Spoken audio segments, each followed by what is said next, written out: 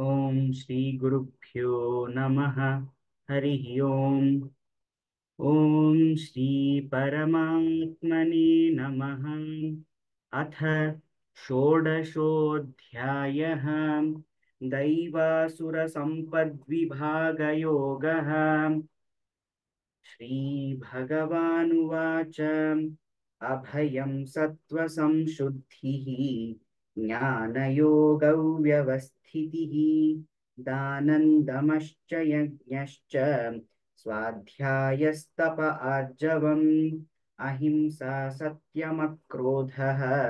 त्यागः शान्तिरपैशुनम् दया भूतेष्वलो लुप्त्वम्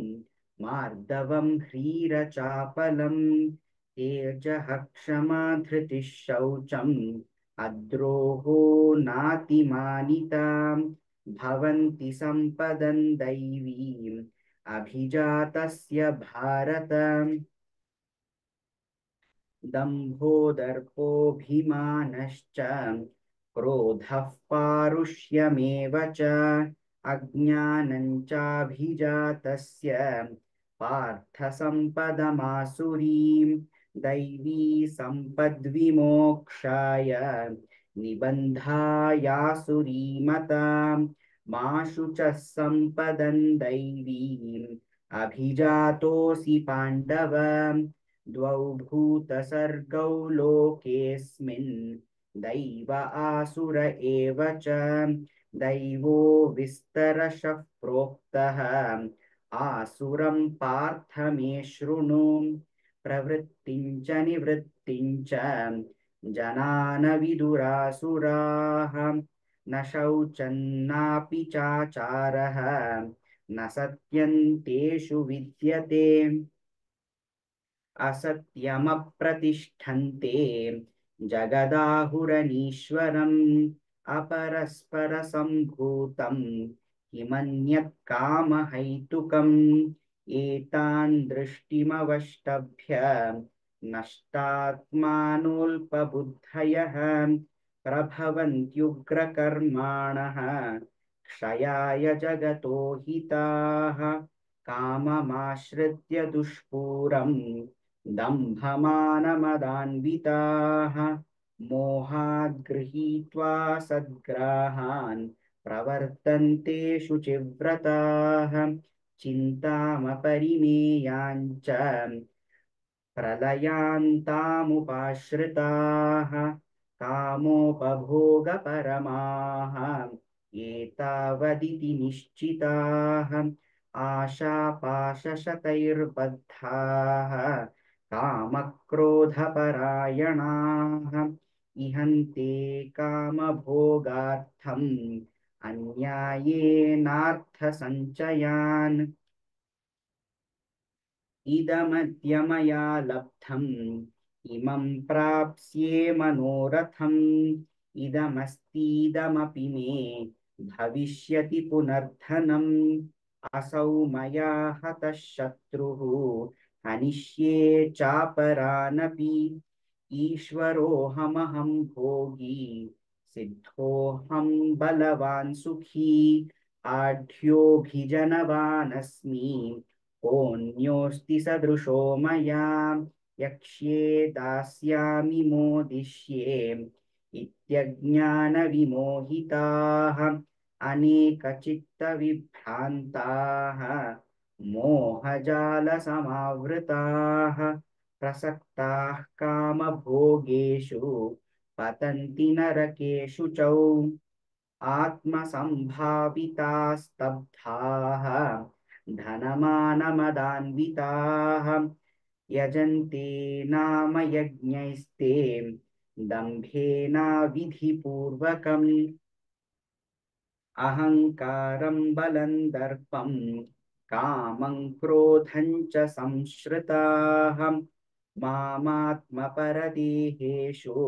प्रद्विषन्तोऽभ्यसूयकाः तानहं द्विषतः क्रूरान् संसारेषु नराधमान् क्षिपाम्यजस्रमशुभान् आसुरीष्वेव योनिषु आसुरीयोनिमापन्नाः मूढा जन्मनि जन्मनि मामप्राप्यैव कौन्तेय ततो यान्त्यधमां ततो यान्त्यधमां गतिम् त्रिविधं नरकस्येदं द्वारन्नाशनमात्मनः कामः क्रोधस्तथा लोभः तस्मादेतत्त्रयं त्यजेत् एतैर्विमुक्तः कौन्तेय तमोद्वारैस्त्रिभिर्नरः आचरत्यात्मनः श्रेयः ततो याति परां गतिम् यः शास्त्रविधिमुत्सृज्य वर्तते कामकारतः न स सिद्धिमवाप्नोति न सुखं न परां गतिम् तस्मात् शास्त्रं प्रमाणन्ते कार्याकार्यौ व्यवस्थितौ ज्ञात्वा शास्त्रविधानोक्तं कर्म कर्तुमिहार्हसि ॐ तत्सदिति श्रीमद्भगवद्गीतासु उपनिषत्सु ब्रह्मविद्यायां योगशास्त्रे श्रीकृष्णार्जुनसंवादे दैवासुरसम्पद्विभागयोगो नाम षोडशोऽध्यायः सर्वधर्मान् परित्यज्य मामेकं शरणौ व्रज अहं त्वा सर्वपापेभ्यः मोक्षयिष्यामि मा शुचः ॐ श्री परमात्मने नमः अथ सप्तदशोऽध्यायः श्रद्धात्रयविभागयोगः अर्जुन उवाच ये शास्त्रविधिमुत्सृज्य यजन्ते श्रद्धयान्विताः तेषां निष्ठा तु का कृष्ण सत्त्वमाहो रजस्तमः श्रीभगवानुवाच त्रिविधा भवति श्रद्धा देहिनां सा स्वभावजा सात्विकी राजसी चैव तामसी चेति तां शृणु सत्त्वानुरूपा सर्वस्य श्रद्धा भवति भारत श्रद्धामयोऽयं पुरुषः यो यच्छ्रद्धः स एव सः यजन्ते सात्विका देवान् यक्षरक्षांसि राजसाः प्रेतान् भूतगणांश्चान्ये यजन्ते तामसा जनाः अशास्त्रविहितं घोरं तप्यन्ते ये तपो जनाः दम्भाहङ्कारसंयुक्ताः कामरागबलान्विताः कर्षयन्तः शरीरस्थं भूतग्राममचेतसः मां चैवान्तः शरीरस्थं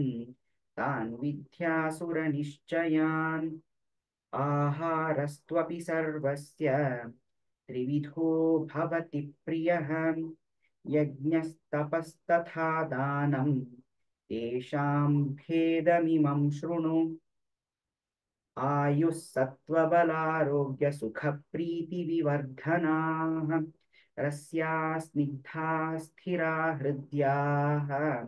आहाराः सात्विकप्रियाः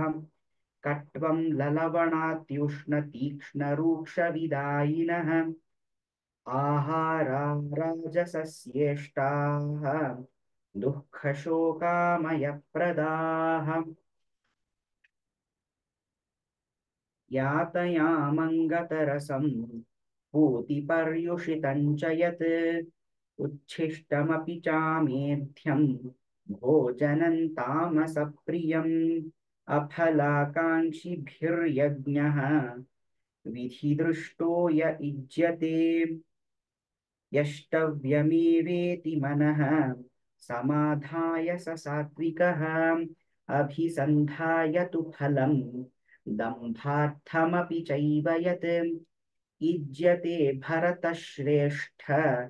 तैयज्ञौ विद्धि राजसम् विधिहीनमसृष्टान्नम् मन्त्रहीनमदक्षिणम् श्रद्धाविरहितैर्यज्ञम् तामसं परिचक्षते देवद्विजगुरुप्राज्ञपूजनं शौचमार्जवम् ब्रह्मचर्यमहिंसा च शारीरं तप उच्यते अनुद्वेगकरौ वाक्यं सत्यं प्रियहितं च यत् स्वाध्यायाभ्यसनं चैव वाङ्मयं तप उच्यते मनः प्रसादः सौम्यत्वं मौनमात्मविनिग्रहः भावसंशुद्धिरित्येतत् तपोमानसमुच्यते श्रद्धया परया तप्तं तपस्तत्त्रिविधन्नरैः अफलाकाङ्क्षिभिर्युक्तैः सात्विकं परिचक्षते सत्कारमानपूजार्थं तपोदम्भेन चैव यत् क्रियते तदिह प्रोक्तं राजसञ्चलमध्रुवम् मूढग्राहेणात्मनो यत् पीडया क्रियते तपः परस्योत्सादनार्थौ वा तत्तामसमुदाहृतम्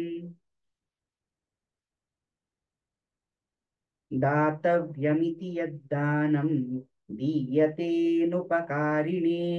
देशे काले च पात्रे च तद्दानं सात्विकं स्मृतं यत्तु प्रत्युपकारार्थं